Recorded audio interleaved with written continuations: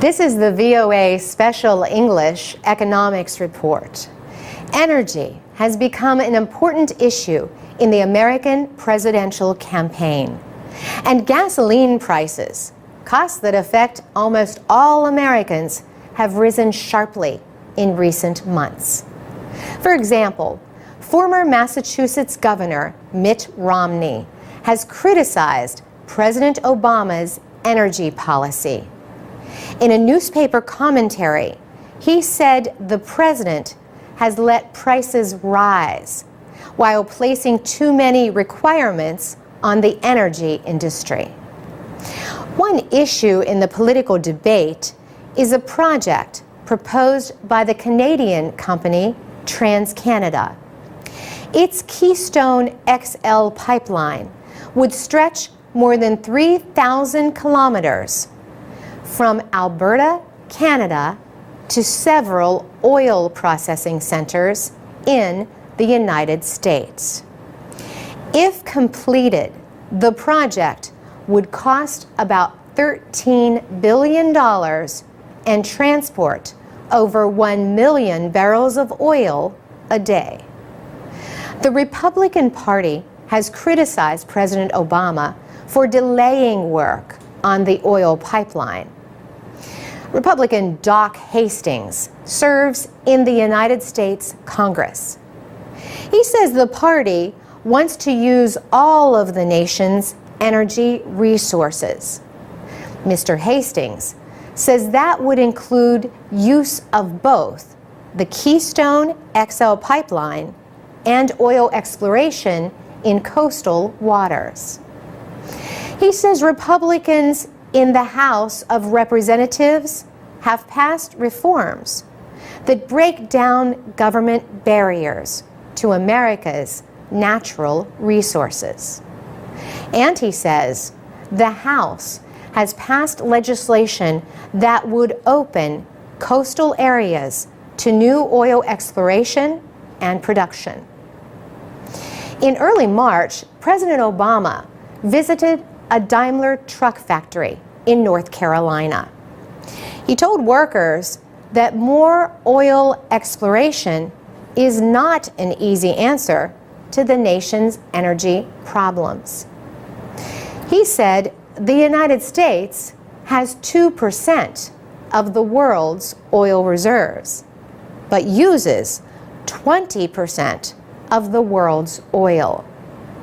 He said this means that even with increased oil production, there is no easy answer to high gasoline prices.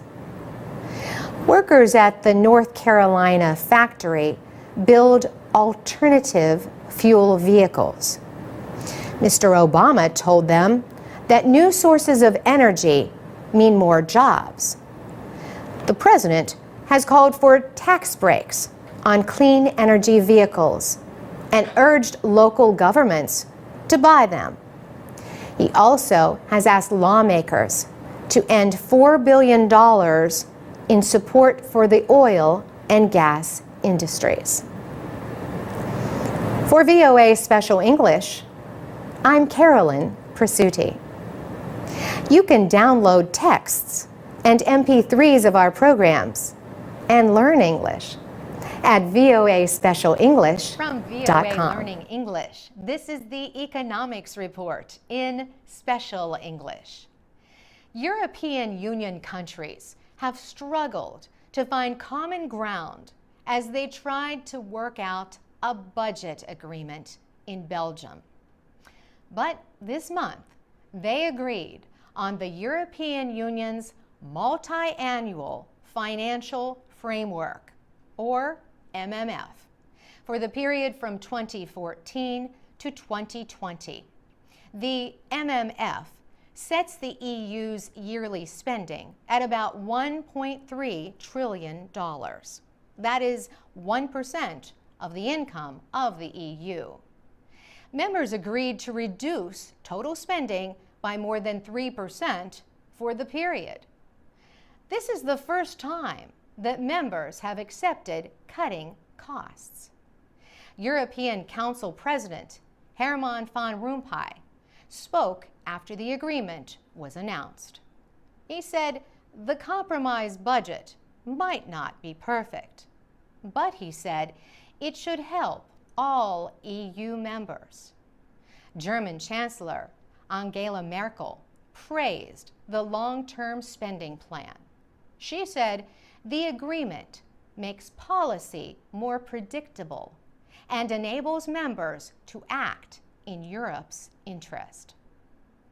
Some EU leaders have been calling for greater spending controls in their home countries. They wanted the EU to show that it too is willing to cut costs. British Prime Minister David Cameron welcomed the agreement. Before the two-day meeting in Brussels, he had threatened to veto the budget if there were no steps toward reducing spending. But the agreement still might not succeed. The European Parliament must approve the measure. And some members of the Parliament say it fails to deal with many problems, like the sharp differences in wealth between rich and poor people. If the measure is approved, it will affect 28 European Union countries. The EU says Croatia is expected to join the group in July. For VOA Learning English, This is the VOA Special English Economics Report. Leaders of the European Union say they will help Greece as it struggles under a mountain of debt. They promise to take action, if needed, to safeguard financial stability in the euro area as a whole. But the leaders did not announce any detailed plan for Greece after meeting in February in Brussels. They said that was because Greece has not requested any financial support. European Commission President José Manuel Barroso said this means the government believes it does not need the support. Investors had a mixed reaction to the statements from Brussels. Worries over Greek debt have pushed the euro to its lowest value in months against the dollar. European Union finance ministers discussed the situation when they met in the Belgian capital in February. 16 of the 27 nations in the European Union use the euro as their currency. Now, the stronger members are seeking ways to help the weaker ones, like Greece. European Union rules limit the choices for a rescue. The European Central Bank and national central banks are barred from aiding members by purchasing their debt. European officials hope to avoid the crisis that could spread if Greece fails to pay its debts. Greece needs to borrow more than $70 billion this year to finance its budget and refinance its debts. In October, Greece said its budget deficit would reach almost 13% of its gross domestic product last year. GDP is the widest measure of economic activity. Greece represents less than 3% of the euro area economy, but its deficit is around 4 times the level permitted by the euro group.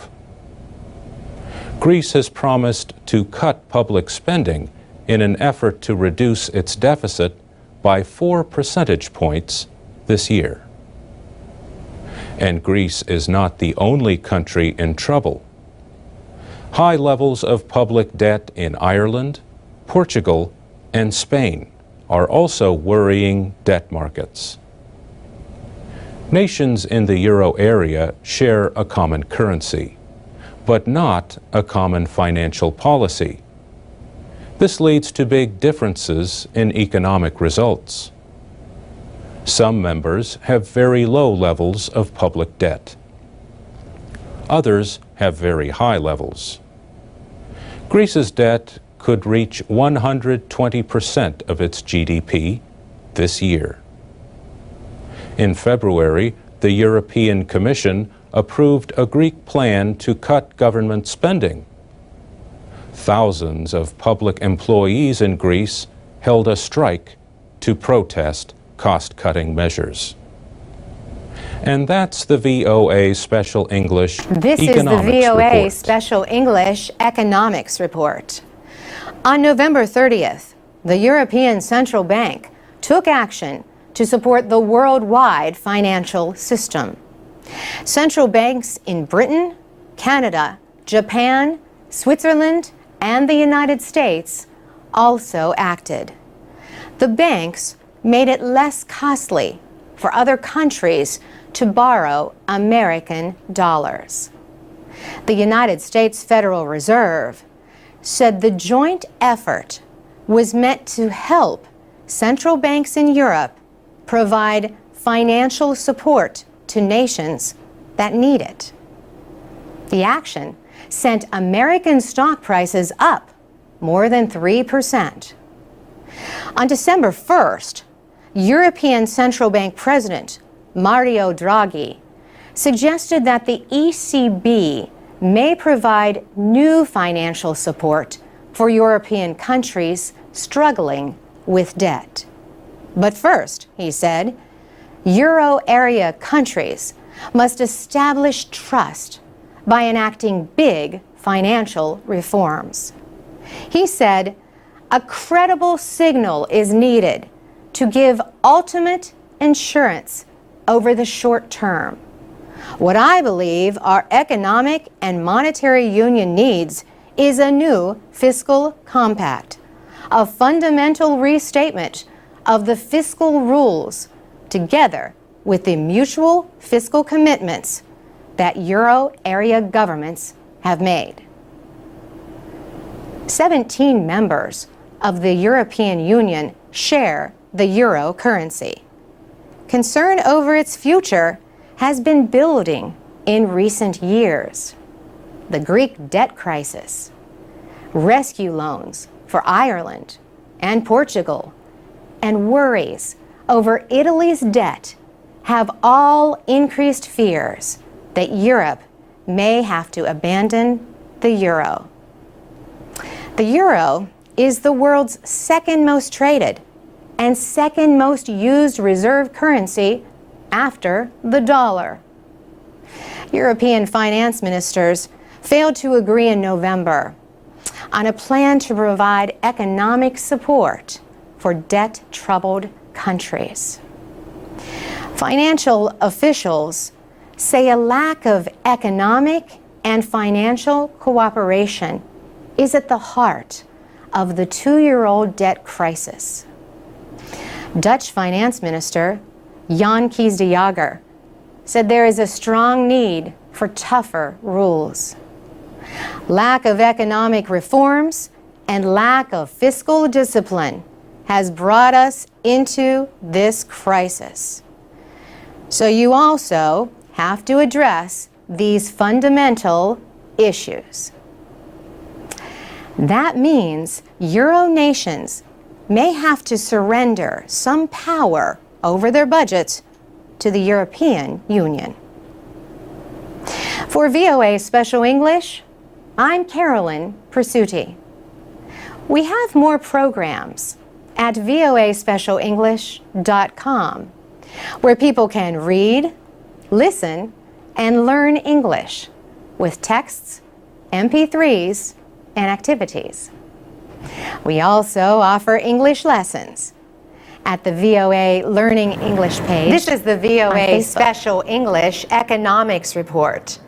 European finance ministers agreed to loan Greece about $172 billion at a meeting in February in Brussels. Luxembourg's Prime Minister, Jean-Claude Juncker, announced the agreement. After a meeting of at least, I think, 13 or 14 hours, we have reached a far-reaching agreement on Greece's new program and private sector involvement that will lead to a very significant debt reduction for Greece. Under the plan, Greece's private creditors will lose more than half of the face value of their investments. The agreement also means the country will receive its second financial rescue in less than 2 years. The new loans will likely let the Greek government make a $19 billion payment on its debt by March 20th. Now, Greece must negotiate the terms of its loans with individual banks and other investors. But these creditors will have to hurry. Greece can dictate its own terms once it reaches agreement with 2/3 of its creditors. Not everyone believes Greece will be able to repay its loans. The Fitch Financial Services Company cut the credit rating of Greece. Fitch said it remains highly likely that the country will fail to meet its financial responsibilities. The Greek parliament has agreed to the idea of spending and job cuts demanded by the European Union and the International Monetary Fund. The parliament has to pass all 79 measures included in a reform plan before getting the rescue loans. Prime Minister Lucas Papadimos has said his country has a lot of work to do before it can receive new aid. At the same time, protests continue in Greece over budget-cutting measures. Many Greeks say they have sacrificed enough. But Greece's EU neighbors are unlikely to release new loans until the budget cuts are in place.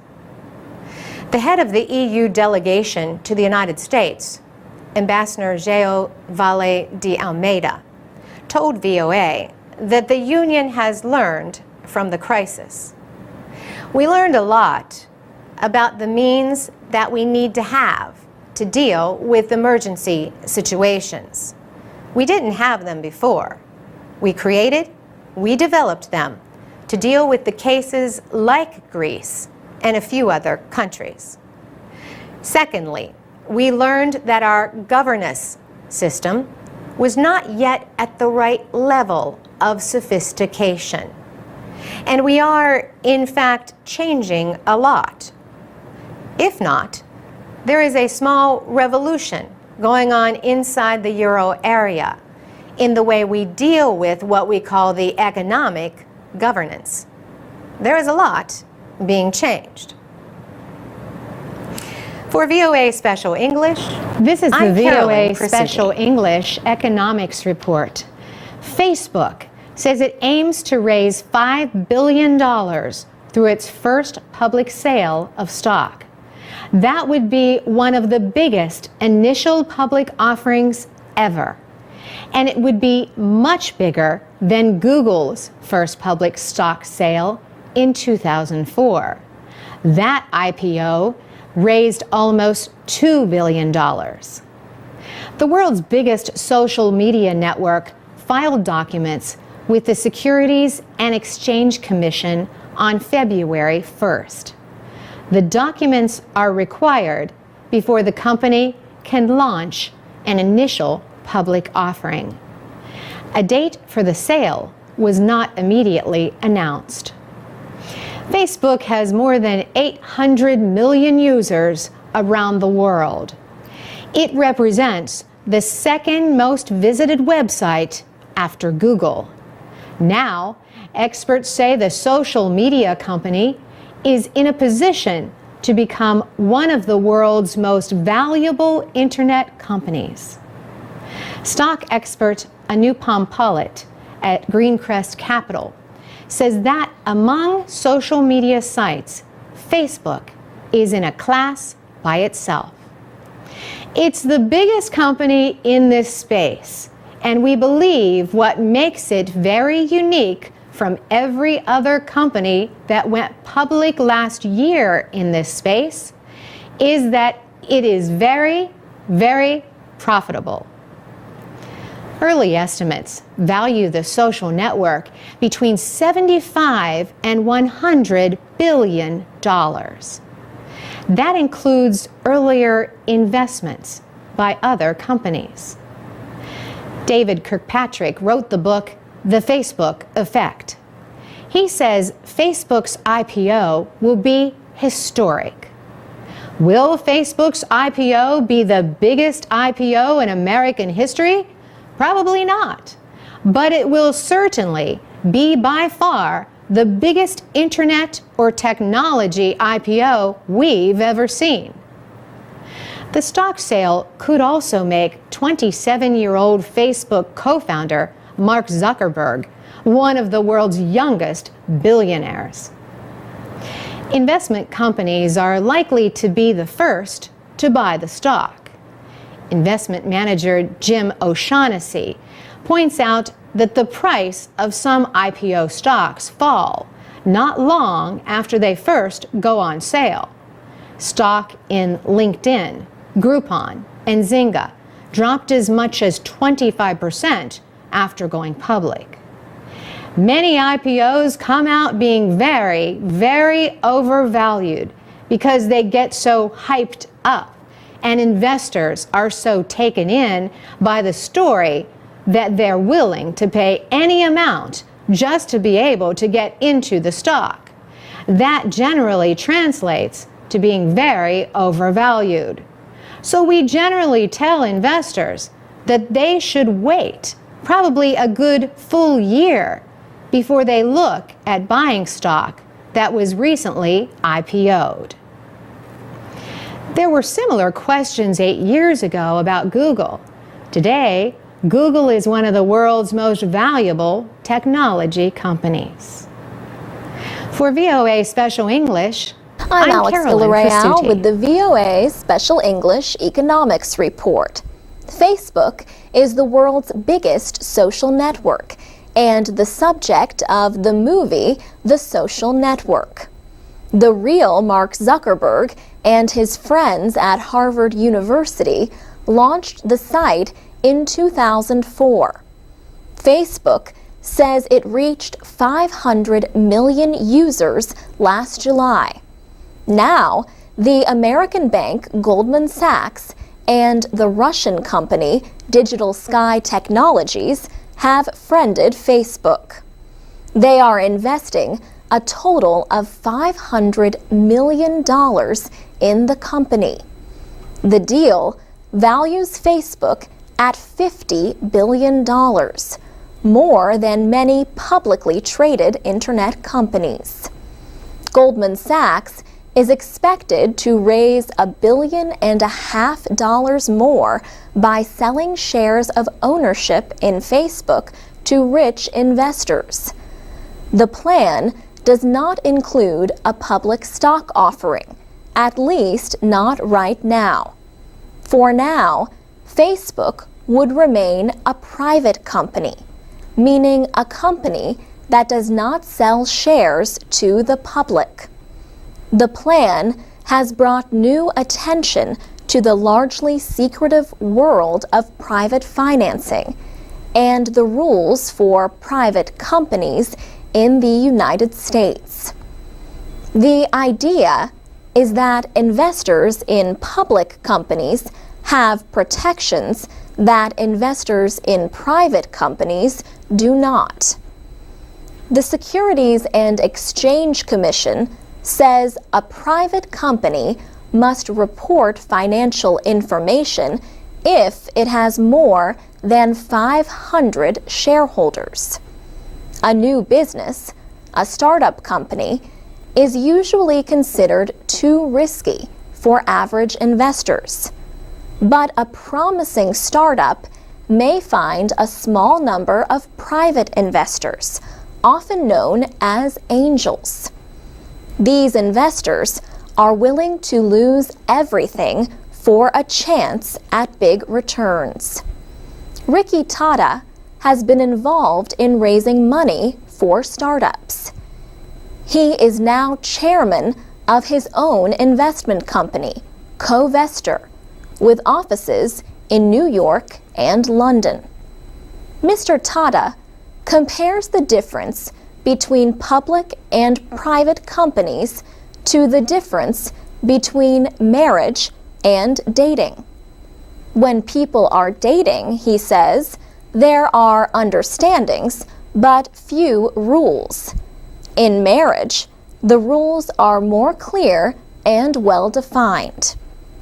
In his opinion, the only real benefit for a private company is lower administrative and record-keeping costs. Yet, he tells us, Covestor remains a private company after a few years because it is still too risky for most investors. For VOA Special English, I'm Alex Villarreal. You can comment on our programs and find transcripts and MP3s at voaspecialenglish.com. We're on Facebook and Twitter at VOA Learning English. VOA Special English Economics Report. Facebook is the world's biggest social network. It has over 900 million users worldwide, and it reported $3.7 billion in sales for last year. The company has been privately held since 2004. That was when Mark Zuckerberg and several classmates at Harvard University started Facebook as a business. But on May 18th, Facebook becomes a publicly traded company. That means its shares will be listed on the NASDAQ stock market and sold to the public. Interest in the stock kept building after Facebook announced details of its initial public offering, or IPO, earlier this year. The IPO will make billionaires of the company's founders, including Mr. Zuckerberg. Eduardo Saverin, a Brazilian-born co-founder, has been strongly criticized for recently giving up his United States citizenship. By doing so, he will avoid a 15% tax on the value of his shares. He now lives in Singapore. Shortly before the trading started, Facebook told the Securities and Exchange Commission that it wanted to increase the number of shares being offered to over 420 million. The company had earlier said it planned to offer 337 million. The starting price was set at $38, also an increase. Some financial experts say Facebook could raise $16 billion, making it one of the biggest IPOs ever. Most of Facebook's revenue comes from online advertising.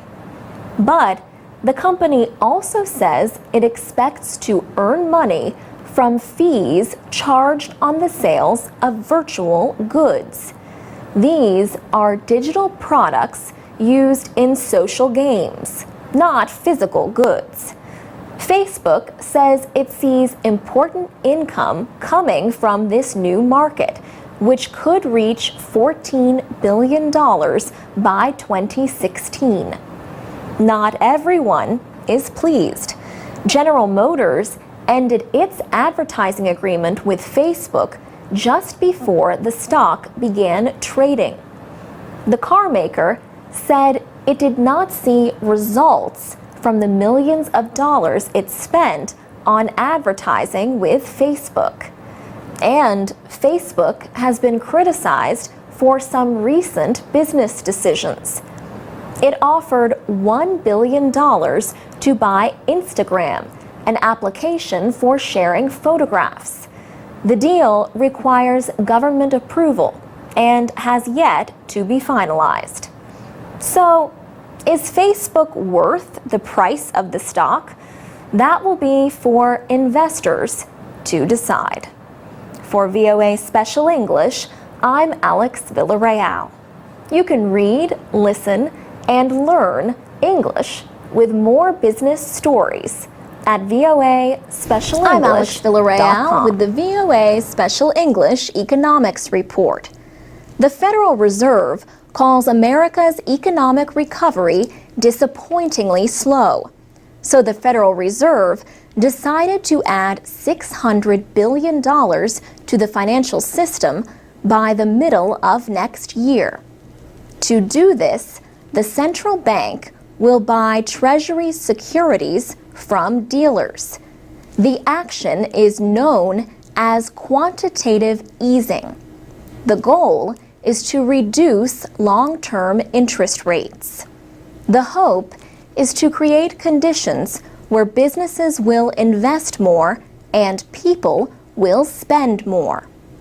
Buying longer-term Treasury securities will make less government debt available to investors. This will raise the price. As bond prices rise, their rates fall. Long-term securities affect rates on home mortgages and other loans. Lower rates on corporate bonds could lead businesses to invest in more equipment and jobs. Lowering short-term interest rates is the Federal Reserve's main way to get banks to increase lending. But those rates are already near zero. The Fed earlier bought $1.75 trillion of treasuries and other securities. That program ended in March.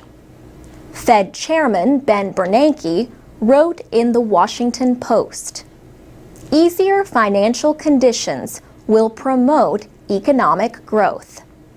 But interest rates are already low, and critics say further cuts are unlikely to create much growth. Inflation also is low, so low that some economists worry more about the risk of falling prices and wages.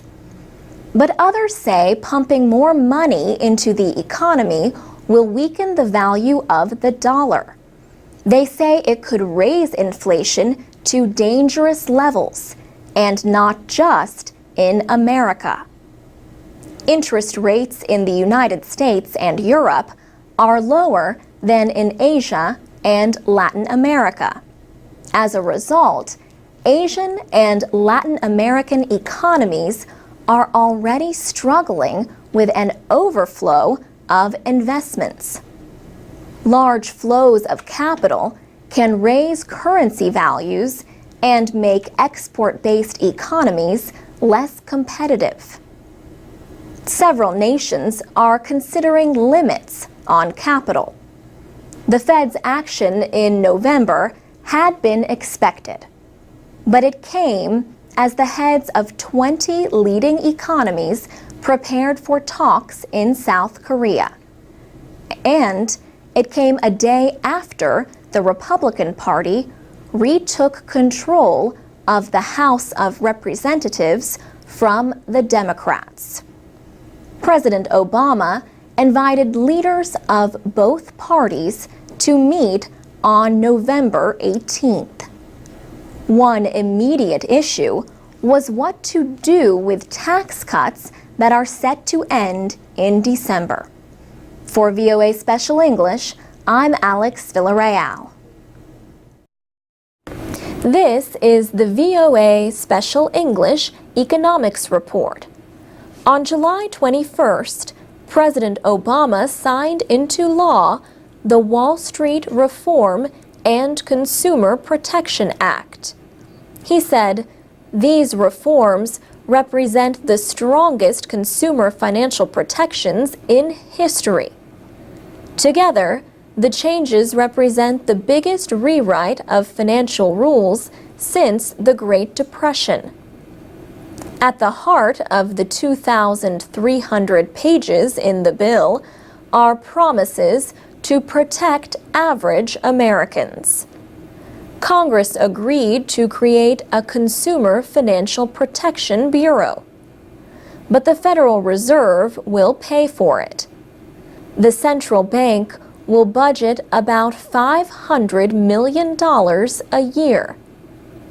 Travis Plunkett is legislative director of the Consumer Federation of America, a consumer rights group. He says this new independent office will have a lot of responsibility, and that is a good thing.